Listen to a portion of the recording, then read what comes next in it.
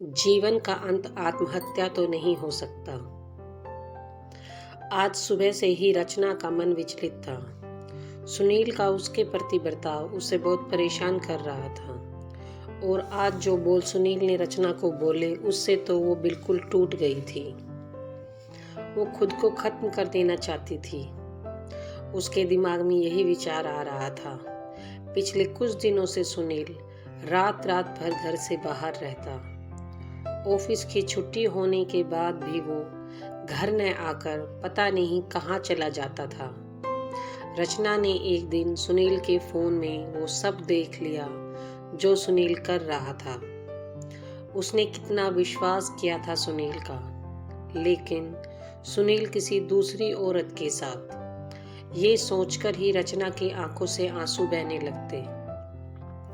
बहुत कोशिश करने के बाद भी जब कुछ भी ठीक नहीं हुआ तो आज सुबह सुबह रचना ने सुनील को बोल ही दिया कि उसे सब पता है कि क्या हो रहा है। सुनील ये सुनकर जरा सा भी नहीं हिचका और झट से बोल दिया कि तो चली क्यों नहीं जाती मेरी जिंदगी से, इस घर से।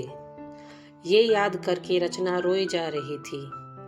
आज उसने तय कर लिया था सब कुछ खत्म करने का। माना वो मायके नहीं जा सकती थी क्योंकि मम्मी पापा के गुजर जाने के बाद भाई भाभी ने कभी उसकी खबर नहीं ली, तो वो कैसे उन लोगों के पास जा सकती है जो उससे कोई नाता ही नहीं रखना चाहते। उसे इससे अच्छा मरना ही सही लगा। अब उसे सोचना था कि अंत कैसे करे। इसके बारे में सोच ही रही थी। पूरा दिन बिना कुछ खाए वो ऐसे ही रोती रही। धीरे धीरे रात हो गई और रोज की तरह सुनील आज भी घर नहीं आया। चारों ओर अंधेरा था। अपनी ही सोच में मग्न रचना नीचे बैठकर बहुत वक्त तक ऐसे ही फर्श की तरफ देख कर रही थी। पति की धोखेबाजी से रचना अंदर से टूट गई थी। इस बार सुनील ने तो हद पार कर दी थी। अब और जीने का कोई अर्थ ही नहीं बचा था। अब खुद को खत्म कर दूं, इसके सिवा दूसरा विचार उसके मन में नहीं आ रहा था। रचना की 5 साल की बेटी को वो सुला देती है। जब परी, रचना की बेटी, गहरी नींद में सो गई तब एक नजर रचना ने उसकी तरफ देखा। सिर पर प्यार से हाथ फेरा। आंखों से आंसू की धारा बहने लगी थी। उसने मन में एक दृढ़ निश्चय किया था। रात के 3 बजे थे। हर तरफ सन्नाटा था और वह धीरे से उठी और दूसरे रूम में गई। अलमारी से अपनी साड़ी निकाली और बेड पर स्टूल रख कर गले में फांसी का फंदा बना लिया और एक बार आंखें बंद करके अपने अतीत को याद किया। मन ही मन माफी मांगी भगवान से, अपनी बच्ची से। वो स्टूल से कूदने ही वाली थी कि परी की रोने की आवाज आती है।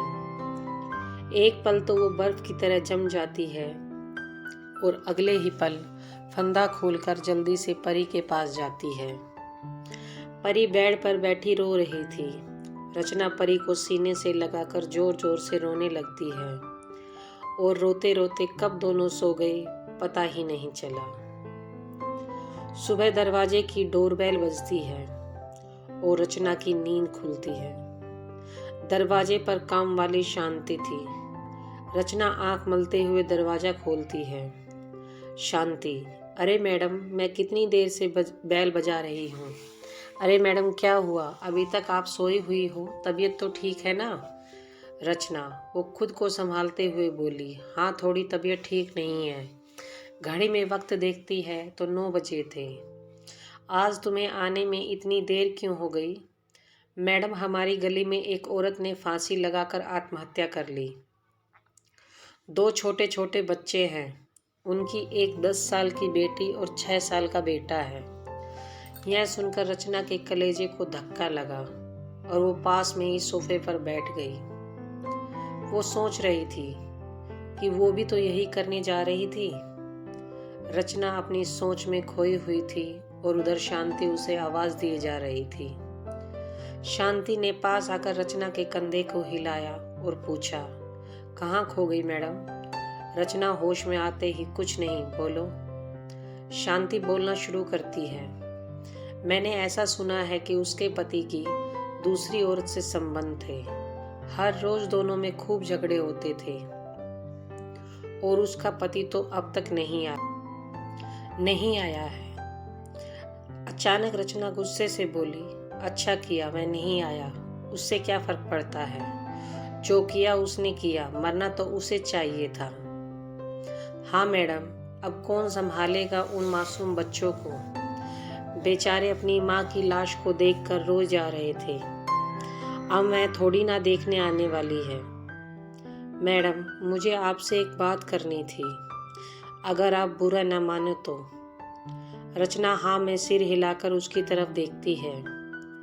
शांति रचना के पास आकर उसके कंधे पर हाथ रखकर कहती है, मैं अनपढ़ गवार हूँ और घर घर में जाकर झाड़ू पोछा करके मेरा पेट भरती हूँ, और आप पढ़े लिखे हुए लोग हो। भले ही मैं आपसे उम्र में बड़ी हूँ, जीवन का अनुभव आपसे थोड़ा ज़्यादा है।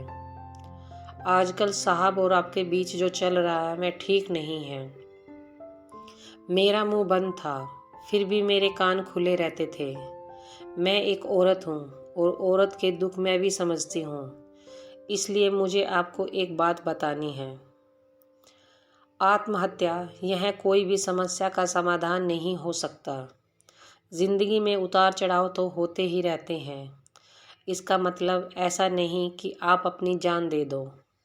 मैडम जी, कभी कभी आदमी अपना रास्ता भटक जाता है, पर अंत में घूमकर अपने ही घर वापस आता है। और जब नहीं आए तो भी क्या फर्क पड़ता है। आप किसके लिए मरना चाहती हो?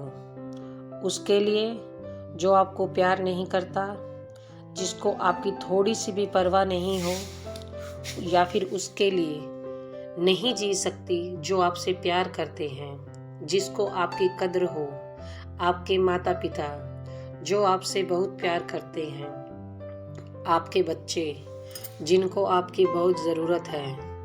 शांति की बातें सुनकर रचना की आंखों में से आंसू की धारा बहने लगी। रचना उठकर शांति के गले लगकर रोने लगी। शांति ने भी रचना को एक माँ की तरह सहलाया और सोफे पर बैठाया। रचना का पूरा चेहरा आंसू से भीग गया था। तभी शांति फिर से बोलती है, एक बात बोलूं मैडम? रचना अपने आंसू पोंछते हुए, हाँ बोलो। खाली दिमाग शैतान का घर होता है। आप घर में बैठकर फालतू बातों को सोचते हो और फिर वो घूम फिर कर वहीं पर वे बात मन में आ जाती है।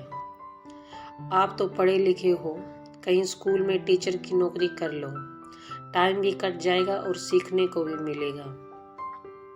अगर आप बोलती हो तो मैं आपके लिए टीचर का काम करने की पूछूं क्या?